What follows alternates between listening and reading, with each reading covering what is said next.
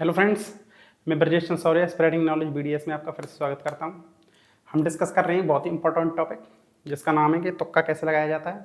MCQ की short tricks मतलब ये ऐसा एक टॉपिक है जिसमें कि हम मल्टीपल चॉइस क्वेश्चंस जो होते हैं, जो कि वस्तुनिष्ठ प्रकार के ऑब्जेक्टिव टाइप के क्वेश्चन आते हैं जो पेपर में, जिनमें हम गैस फर्क कैसे करते हैं, जिससे कि जिस भी सवाल का हम पे जवाब नहीं आता है तो उसमें हम गैस फर्क कैसे करें, तुक्का कैसे लगाएं जो कि हमारा सटीक निशाने पर बैठे ज़्यादा से ज़्यादा, है ना। तो हम इसके पार्ट 13 तक तो ऑलरेडी पढ़ ही चुके हैं, जिनमें मैंने बहुत अच्छी अच्छी ट्रिक्स बताई हैं आपको। आई होप आपको पसंद आ रही होंगी वो। तो जिसने भी अब तक के पार्ट 13 तक 1 से 13 तक के जो भी पार्ट नहीं देखे हैं तो चैनल पर विजिट करके देख लें, क्योंकि उनमें बहुत अच्छी अच्छी ट्रिक्स बताई हैं, वो आपके हाथों से निकल जाएंगे। तो उनको देख लेना एक बार। और मैं पार्ट नंबर 14 को लेकर आपके पास फिर से हाजिर हो गया हूँ। तो तो फिर आइए देख लेते हैं इस वाली ट्रिक को, क्या कहती है ये ट्रिक। देखिए, ये एसबीआई 2012 का सवाल है। एसबीआई 2012 का सवाल है फ्रेंड्स। तुक्का लगाने का मतलब यही होता है कि जिस वाले सवाल को आप नहीं जानते हैं ना, या जैसे कि भूल गए हैं पढ़कर भी, आप उसमें गैस वर्क कर लेना। जैसे कि आप जिस सवाल को पढ़कर आए हों और उत्तर जानते हो तो उसमें किसी भी तरीके की ट्रिक यूज करने की जरूरत नहीं, सीधे आपको सवाल को सॉल्व करके आपको ओएमआर में गोला भर देना है, ठीक है। सही विकल्प का चयन कर लेना। और यदि आप जिस भी सवाल का आंसर नहीं जानते हैं, पढ़कर नहीं आए या फिर आपसे नहीं हो रहा है, तो आप उसमें ट्रिक का सहारा लेते हैं ना।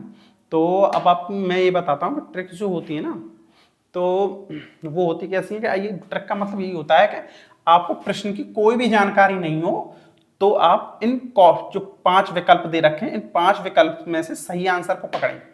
ये होती है ट्रिक, ठीक है। ये तो होती है ना ट्रिक। तो फिर होता क्या है इसमें इसमें ये होता है फ्रेंड्स कि आपको इस वाले प्रश्न को यहाँ से भूल जाना है तो यहाँ तक देखना। मतलब मैं आपको एक ऐसी ट्रिक्स बताऊंगा जिससे कि आपकी एकदम आंखें फटी फटी रह जाएंगी, यार वास्तव में ट्रिक तो कमाल की है। ये हमने आज तक एग्जाम में क्यों नहीं, मतलब अप्लाई करके क्यों नहीं देखी। आप खुद भी अगर चैनल पसंद आए तो लाइक शेयर कर लेना, दोस्तों के पास भेज देना, है ना। तो मैं इसकी एक चेक कर लेता हूँ एक बार, ठीक है ना। हाँ ओके, सही दिख रहा है, ठीक है। तो आइए मैं जल्दी से आपको इस सवाल को पढ़ के दिखाता हूँ आपको। देखो, फर्मवेयर से आपका क्या तात्पर्य है। क्वेश्चन फर्मवेयर से आपका क्या तात्पर्य है, ये आपके एसबीआई 2012 के एग्जाम में आए हुए क्वेश्चन है। मैं ये मानकर चल रहा हूं कि आपको इस वाले प्रश्न की यहां से कोई भी नॉलेज नहीं है, ठीक है। आपको यहीं से उत्तर निकालना होता है, यही होती है ट्रिक कि इसका सारा तो कम से कम लो और यहीं से आप आंसर निकालो, वही होती है ट्रिक। अब देखिए, मैं आपको इसके 5 विकल्प पढ़ के बताता हूँ। ए, कंप्यूटर सिस्टम में प्रयुक्त भौतिक उपकरण। बी, अनुदेशों का वह सेट जिससे कंप्यूटर एक या अधिक कार्य करता है। सी, कंप्यूटर प्रक्रिया में शामिल लोग। डी, प्रोग्रामर को सेट निर्माण के समय कंप्यूटर की रीड ओनली मेमोरी में प्री इंस्टॉल किया जाता है। अच्छा, ये इनमें से कोई नहीं। अच्छा, मैं आपको देखिए फ्रेंड्स, आपको एक एग्जामिनर की साइकोलॉजी समझाता हूँ कि जिसमें जब भी आपको ये वाला क्वेश्चन में ये वाला विकल्प देखने को मिलता है ना, इनमें से कोई नहीं, तो ये मान के चलना आप कि लगभग लगभग 10% ही चांस होता है कि उत्तर होता है, 90% चांस है कि ये वाला आंसर नहीं होगा। तो इस वाले विकल्प को आप कभी भी भूल कर भी मत भरें। जब भी आप तुक्का मार रहे हैं, गैस वर्क कर रहे हैं, तो इस वाले विकल्प को कभी नहीं पकड़ना है। इस वाले को तो हमेशा काट ही देना, ठीक है। इस वाले ऑप्शन को तो आप बिल्कुल काट के ही चला करो यदि आपको गैस वर्क करना है। अब देखिए, मैं इसको ट्रिक से हल करके दिखा रहा हूँ आपको कैसे होगा। देखिए, ये क्या लिख रहा है, अनुदेशों का सेट, यानी कि प्रोग्रामों का सेट ही तो होता है ना इसका मतलब। अनुदेशों का सेट और प्रोग्रामों का सेट एक ही मतलब होता है इसका, है ना। तो मतलब ये इन दोनों में कॉमन है, तो इन दोनों में से कोई एक आंसर होता है, होगा इनमें से, कॉमन सेंस की बात है, ठीक है। और आप इसको ये वाले भी देखिए कि इसमें ये वाला मतलब ये वाले आंसर ए और सी इसका आंसर नहीं है। अब आप ये देखिए कि अब इन दोनों में से हमें क्या लेना है, मतलब इन दोनों में से हम किसको चूज करें। तो हमारे पास ऐसी इसकी एक भी ट्रिक नहीं है आगे कि हम बी वाले ऑप्शन का चुनाव करें या डी वाले का करें। हमें इसमें आइडिया नहीं लग रहा है, क्योंकि मैंने अब तक की जो भी आपके पार्ट नंबर 13 तक, 1 से पार्ट नंबर 13 तक की जो भी ट्रिक बताई है, थोड़ा सा उनसे नेचर अलग है इस वाले सवाल का, तो इसमें पकड़ नहीं पा रहे हैं हम कि दरअसल होता क्या है। मैंने आपको एक बार एक चीज बताई थी फ्रेंड्स, जब भी एग्जामिनर कभी भी ये वाला ऐसे किसी भी चीज को डैश वैश लगा के लिखता है ना, तो आप ये समझ लो कि लगभग उसमें से एक आंसर हो सकता है। तो ऐसे जब भी ये करता है ना, तो इनमें से एक आंसर हो सकता है, ऐसा होता है चांस, ठीक है।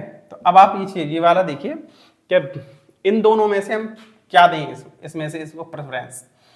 तो ये वाला एक नई ट्रिक है, आप इसको ये से हल करिए कि जब भी आपको ट्रिक व्रिक्स या गैस वर्क किसी का भी सहारा लेकर आपको आंसर पकड़ में नहीं आ रहा है, 2 ऑप्शन में 3 ऑप्शन कंफ्यूजन हो रहा हो ना, और कोई और भी सारे हथियार फेल हो जाएं, आपके ट्रिक्स व्रिक्स सब फेल हो जाएं या आपकी नॉलेज फेल हो जाए, तो आपको सबसे लास्ट में एक विकल्प का मतलब ट्रिक का सहारा लेना है। इसका मतलब ये होता है कि जब भी आपको किसी भी विकल्प में सबसे लंबी लाइन देखने को मिले, जैसे कि ये देखिए यहाँ तक ही है, ए वाली तो यहाँ तक की है, बी वाली यहाँ तक है, सी वाली यहाँ तक है और डी वाली यहाँ तक गई है, कितनी लंबी लाइन पहुंच गई देखिए। तो मैं आपको एग्जामिनर की एक साइकोलॉजी समझाता हूँ कि जब भी आपको किसी भी विकल्प में सबसे लंबी लाइन और दूसरे जितने भी ऑप्शंस आए हैं उनके कंपेयर में जब कोई लाइन बहुत ज़्यादा अनावश्यक रूप से बढ़ा चढ़ा कर लिख दी गई है ना, तो इसका मतलब होता है कि वो एक आंसर हो सकता है। होता नहीं, होता ही है, ज़्यादातर चांसेस होता है। क्यों होता है? क्योंकि सपोज करिए कि आप एक एग्जामिनर है और आपने ये सवाल बनाया है, तो आप अगर मान लो ये इसका आंसर नहीं होता, तो आप क्यों लिखते इतनी लंबी लाइन? इसको क्यों नहीं लिख दिया, इसको क्यों नहीं लिख दिया, इसको क्यों नहीं लिख दिया, इसको क्यों नहीं लिख दिया? लंबी लाइन तभी लिखता है जबकि वो एक आंसर सही हो। और वो लंबी लाइन हो किस लिए जाती है कि इसलिए हो जाती है कि एग्जामिनर अपने आप को जो सही ऑप्शन होता है उसको ढंग से एक्सप्लेन करता है, उसको ढंग से व्याख्या स्पष्टीकरण कर देता है ताकि कोई भी एम्बिगिलिटी दुविधापूर्ण कोई एक से ज़्यादा अर्थ नहीं निकल जाए उस वाक्य के। कोई बाद में वाद विवाद हो, कंप्यूटर मतलब ये जो क्वेश्चन जो आया आपके कहीं कोर्ट वोट में बढ़ती चली जाए, इसलिए वो उसका ढंग से ही एक्सप्लेनेशन कर देना चाहता है, किसी तरीके की कोई दिमाग में कोई कंफ्यूजन ना रहे, इसलिए वो लंबी लाइन हो जाती है ऑटोमेटिकली, साइकोलॉजिकल रूप से वो लाइन थोड़ी लंबी हो जाती है। तो आपको ये बात ध्यान रखना है कि एक ट्रिक होती है कि जब भी किसी ऑप्शन में लंबी लाइन होती है वो तो ज़्यादातर एक उत्तर होता है, ठीक है। तो ये वाला ऑप्शन आपका बिल्कुल इन दोनों में से बिल्कुल ओके है, ये वाला ऑप्शन बिल्कुल करेक्ट है, ठीक है। क्या मतलब प्रोग्रामों का सेट निर्माण किसे कंप्यूटर की रीड ओनली मेमोरी यानी रोम में प्री इंस्टॉल कर दिया जाता है, ये होता है फर्मवेयर, इसको फर्मवेयर कहा जाता है, ठीक है। तो इसका यही आंसर माना था एसबीआई ने 2012 वाली में। तो आप इसको चाहे तो क्वेश्चन को देख लेना या फिर किसी टीचर से, कंप्यूटर के टीचर से इसको हल करवा के देख लेना, ये बिल्कुल ओके है इसका आंसर। और ठीक है, तो आई होप ये वाला आपको आज का सवाल आपको पसंद आया होगा, ट्रिक से मैंने करके बताया। तो अगर आपको सेशन यानी कि क्लास आज का जो पार्ट नंबर 14 आपको पसंद आया तो लाइक शेयर कर दिया करिए। आप लाइक शेयर नहीं कर रहे हैं, मैं देख रहा हूँ बहुत दिन से, तो कमेंट लाइक शेयर कर दिए। अगर कोई दिक्कत आ रही है समझाने में, मेरे में कोई कमी है तो आप कमेंट करके बताना, मैं थोड़ा बहुत मैं सुधार करूँगा और आपको ढंग से एक्सप्लेन करके बताऊँगा।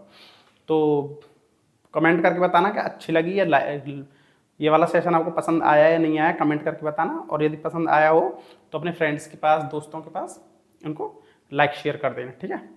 तो आगे ऐसे तुक्का ट्रिक्स जो मैं आपको बताने वाला हूँ, तो इस चैनल से जुड़ जाना, सब्सक्राइब कर लेना चैनल को, जिससे कि आपके पास नोटिफिकेशन आ जाए अगली वीडियोज़ का, ठीक है। तो आप इस चैनल से जुड़ जाना, ठीक है। तब तक के लिए आप प्रैक्टिस कर लेना, मैं किसी दूसरे पार्ट की तैयारी कर लेता हूँ, ठीक। तब तक के लिए धन्यवाद।